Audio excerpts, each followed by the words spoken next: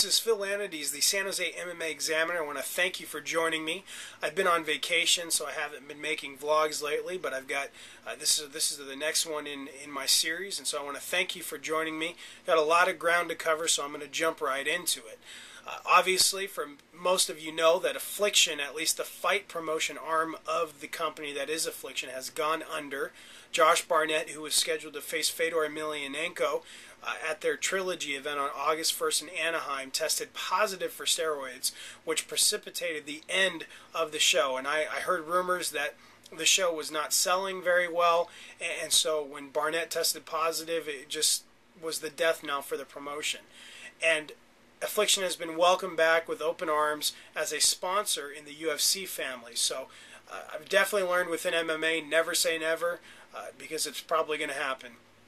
And there's been no public statements from Tom Atencio, the VP, who basically ran the promotion and feuded very publicly with Dana White, but definitely a very interesting dynamic. Now, some of the fighters have had to deal with, they were training, for their fight at that event, and some of the fights have been moved to Strikeforce and UFC cards, but now these fighters are going to have to look for new homes. And Fedor Emelianenko is one of them, and he held a press conference today where he said that they are negotiating with the UFC, but they will only accept a deal in which M1, which is basically Fedor's management company, promotion, that sort of thing, they will only accept a deal with the UFC where they get to co-promote the event, and I just don't see Dana White doing it. And it's very sad because Fedor is the consensus top heavyweight in the world. A lot of people feel he's the best pound-for-pound fighter, and personally I feel like he's the best fighter in MMA history.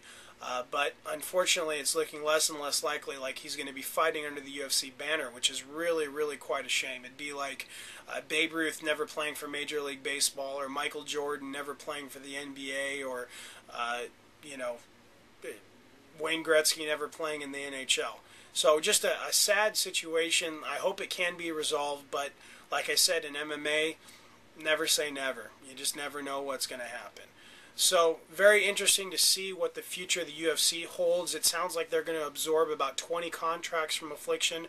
I'm sure Strikeforce will pick up a few of the fighters that were under contract, and definitely a sad situation that occurred with Affliction. Though I was looking through my video library and I saw Pride and Elite XC and Rumble on the Rock, and all promotions that have gone under because of bad decisions, because of luck, because of just being rubbed out by better competition. And it's just sad because most people, you have to realize that competition is very needed within MMA. You cannot just have one super promotion. I mean, you look at pro wrestling, and you look at the Monday Night Wars in WWE and WCW when they were battling.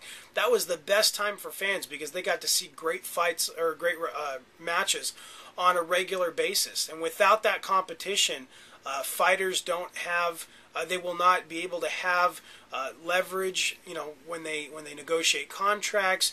If they don't make it with the UFC, they've got no career. I mean, there's just a lot of dynamics that go into, making a sport, especially a combat sport, viable. And having competition has been proven to be a very important element of the future health of a sport. So I'm pulling for Strikeforce. I hope they do well. I hope another promotion can take the spot that was left by Affliction, and it'll be very interesting to see how things go in the next few months. So I want to thank you for joining me for this vlog, and I look forward to providing more content for you. As always, feel free to comment, and we'll talk to you soon. Take care.